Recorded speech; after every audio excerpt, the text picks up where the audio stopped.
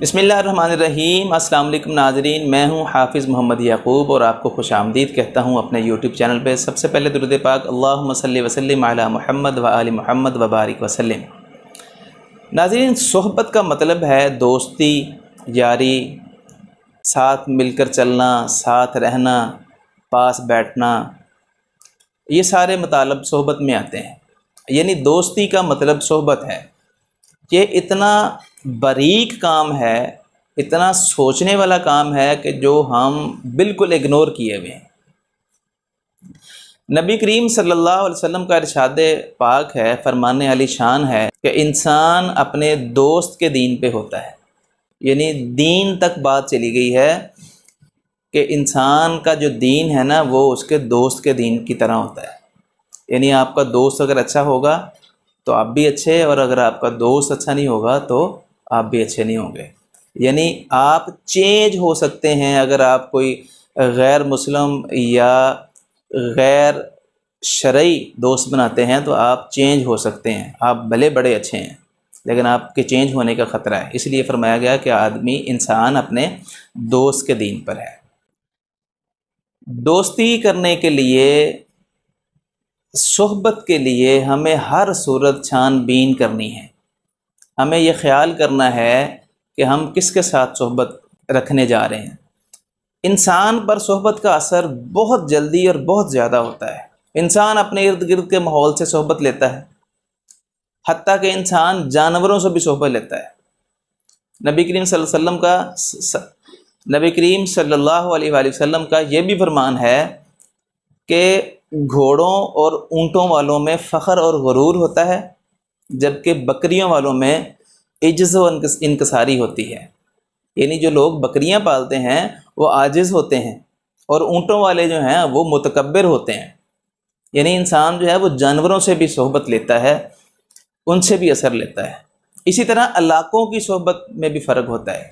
جیسے ایک شخص دیہی علاقے میں رہتا ہے، وہ سادہ زندگی گزارتا ہے، وہاں کوئی لس پس ماحول نہیں ہے، تو وہ دوپہر کو اپنی فصلوں میں کام کرتے ہوئے اگر کھانا کھاتا ہے تو وہ ہاتھ جھاڑ کے تو وہ ایسے بسم اللہ پڑھتا ہے اور کھانا شروع کر دیتا ہے۔ اس کے برعکس ہم شہروں میں آ جائیں تو وہاں ذرا ٹیپ ٹاپ کا خیال رکھا جاتا ہے، وہاں ذرا عیش و عشرت کا خیال رکھا جاتا ہے، وہاں پر چیزوں کا، برتنوں کا، بیٹھنے کا، سارے معاملات کو دیکھا جاتا ہے۔ تو یہ علاقوں کی صحبت میں بھی فرق ہے۔ حضور صلی اللہ علیہ وآلہ وسلم نے فرمایا کہ برے ہم نشین سے بچو، کہ لوگ آپ کو اسی سے پہچانیں گے۔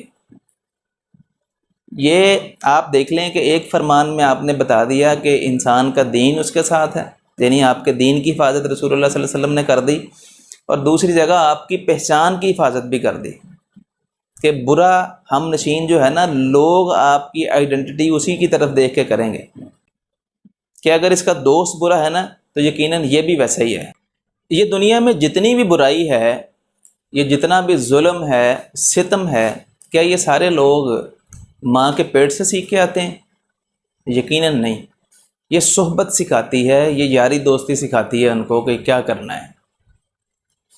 ساری خرابی یہیں سے ہوتی ہے جب ہم صحبت کو ٹھیک نہیں کرتے۔ آج ہمارے معاشرے میں سب سے بڑا المیہ یہ ہے کہ ہمارا جو والد ہے نا، گھر کا سربراہ ہے، وہ اپنے بچوں کو دین نہیں سکھاتا۔ جب والد دین نہیں سکھاتا، گھر کا سربراہ بچوں کو دین نہیں سکھاتا، جب بچوں نے دین نہیں سیکھا تو پھر وہ جو چاہیں سیکھیں۔ پھر تو شکوہ بھی نہیں بنتا نا آپ کا کہ آپ بوڑھے ہو کے روئیں کہ جی آپ دیکھیں ہمیں حفاظت نہیں کرتے، ہمیں اولڈ ہوم میں چھوڑ گئے ہیں۔ یہ تو بھلا اولڈ ہوم والوں کا جنہوں نے بنا لیے ہیں اور آپ وہاں رہ رہے ہیں۔ جب آپ نے بچوں کی تربیت نہیں کی، جب بچوں کو اللہ اور اس کے رسول صلی اللہ علیہ وسلم کا فرمان، ان کا پیغام جو تھا وہ نہیں سنایا آپ نے ارلی ایج سے، جہاں سیکھنا تھا۔ ایک دفعہ میں سن رہا تھا یہ مولانا صاحب کو، مصطفی صاحب کو، وہ یہ بتا رہے تھے کہ 7 سال کی عمر میں جو ہے نا آپ کا بچہ، اس نے جو سیکھنا تھا اس نے سیکھ لیا ہے، اس کے بعد اس نے آپ کو کر کے دکھانا ہے۔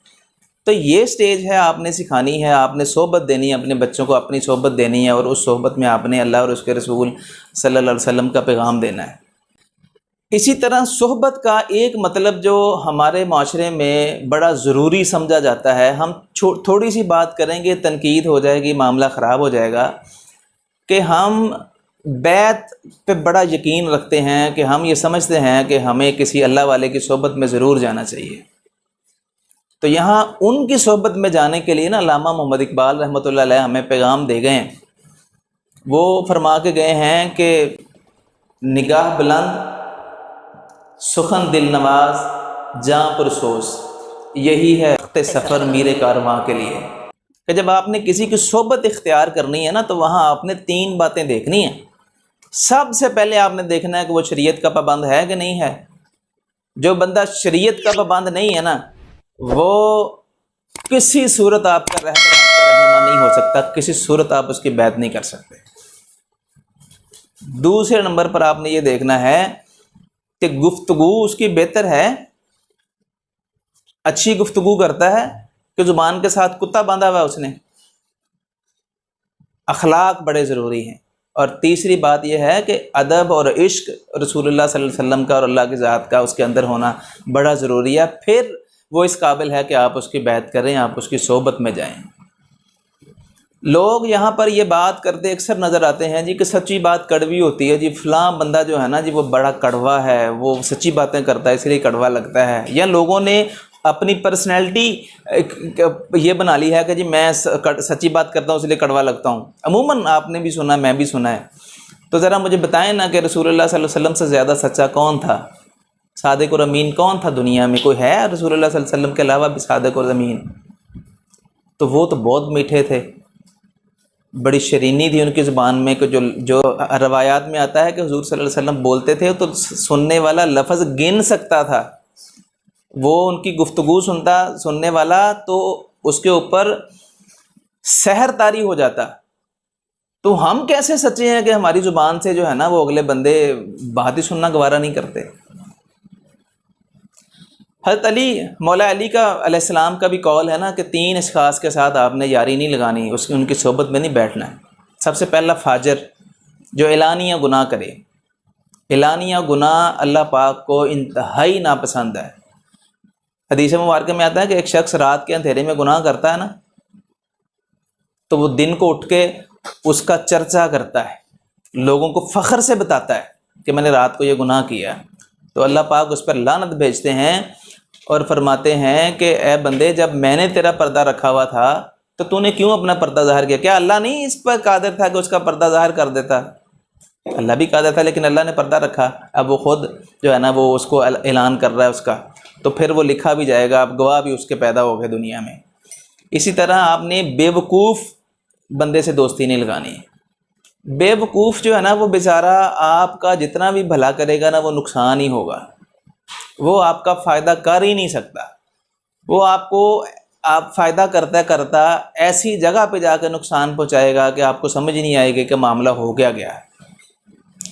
یہ ایک مثال بنی ہوئی ہے، وہ آپ نے سنا ہوا ہوگا کہ ایک انسان نے بندر رکھا ہوا تھا تو وہ اس کی رکھوالی کرتا. وہ کبھی سو جاتا تو بندر اس کے سامان کا وہ پھیری لگانے والا تھا تو بندر اس کے سامان کی رکھوالی کرتا. ایک دفعہ وہ سویا ہوا تھا تو مکھی آ گئی، اس کے مالک کے اوپر بیٹھنا شروع ہو گئی. تو بندر نے 1 دفعہ 2 دفعہ 3 دفعہ اڑائی تو وہ اڑ گئی، لیکن وہ مکھی تو ہے وہ دوبارہ آ گئی. تو اس نے جناب غصے میں آ کے ماری کلہاڑی اور اس کو ناک ہی کاٹ دیا. تو یہ مثال ہے کہ بے وقوفوں کی دوستی جو ہوتی ہے نا وہ نہیں ہونی چاہیے. اور اسی طرح تیسرا شخص جس کے ساتھ آپ نے دوستی نہیں لگانی وہ جھوٹا ہے. حدیث مبارکہ میں تو ہے نا کہ مومن کچھ بھی ہو سکتا ہے، جھوٹا نہیں ہو سکتا. 3 لوگوں کے ساتھ آپ نے حضرت مولا علی کے بقول علیہ السلام کے بقول جو ہے نا وہ آپ نے یاری نہیں لگانی. تو ناظرین کرام، صحبت کے لیے آپ نے خاص خیال کرنا ہے. یہ کوئی عام بات نہیں ہے، چھوٹی بات نہیں ہے کہ آپ جس سے چاہیں انگلی پکڑیں اور اس کو ساتھ چلا لیں، یا کسی کو انگلی پکڑیں اور اس کے ساتھ ہو لیں. اس کے لیے آپ کو یہ آپ کے دین کو بھی خطرہ ہے، آپ کی دنیا کو بھی خطرہ ہے. اس کے لیے آپ کو فرمان عالی شان رسول اللہ صلی اللہ علیہ وسلم کے جتنے بھی ہیں ان کو مد نظر رکھنا پڑے گا، اور پھر اپنی صحبت اور دوستی اور یاری کا فیصلہ کرنا پڑے گا. یہ تھی آج کی ویڈیو. گزارش کریں گے کہ ہمارے چینل کو سبسکرائب کریں اور ویڈیو کو ضرور لائک کیجیے گا. اب ملتے ہیں کسی نئی ویڈیو میں، تب تک کے لیے اللہ حافظ، والسلام.